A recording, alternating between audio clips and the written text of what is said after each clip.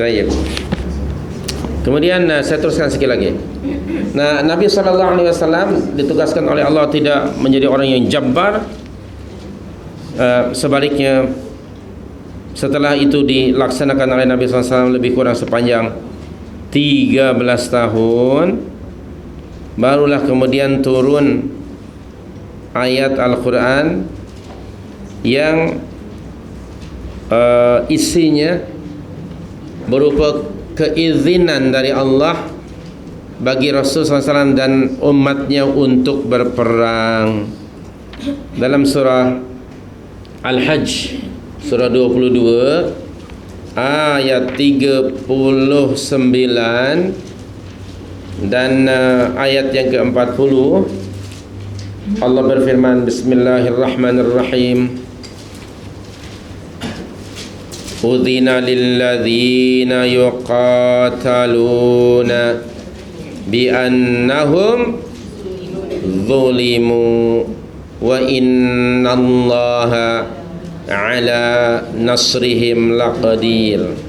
Kemudian ayat berikutnya, alladzina ukhriju min diyarihim bighairi haqq illa ayyaqulu rabbunallah.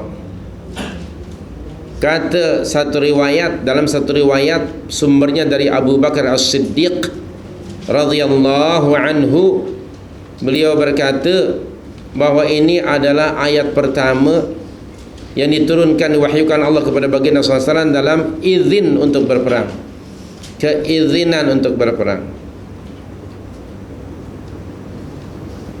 Udzina lilladzina yaqatalun, baru diizinkan, belum lagi perintah, sekedar dibagi green light, ya, belumlah turun keizinan dari Allah Subhanahu wa taala.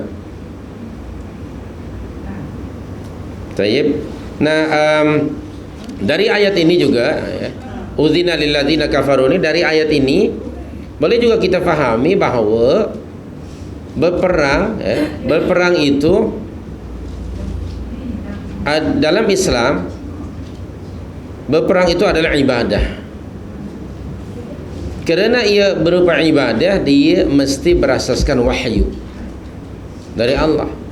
Oleh itu sepanjang lebih kurang 13 tahun sepanjang Nabi berada di Makkah, ada kalanya para sahabat yang tidak sabar atau kurang sabar mempengaruhi Nabi sallallahu alaihi wasallam untuk memerangi, ya, untuk memerangi orang-orang musyrikin itu. Maka kemudian Nabi selalu mengingatkan mereka supaya sabar, bahawa ayat Al-Quranul Karim atau perintah dari Allah, green light dari Allah belum turun.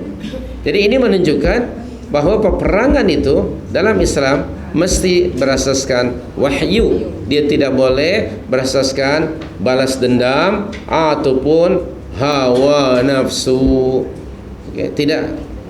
Jadi di sini kita dapat memahami, ya, bahawa peperangan itu dalam Islam bukan nak balas dendam, apalagi bermaksud untuk menumpahkan darah, menghisap darah orang lain, mengambil harta orang lain. Tidak, sama sekali tidak. Tunggu keizinan dari Allah Subhanahu wa taala.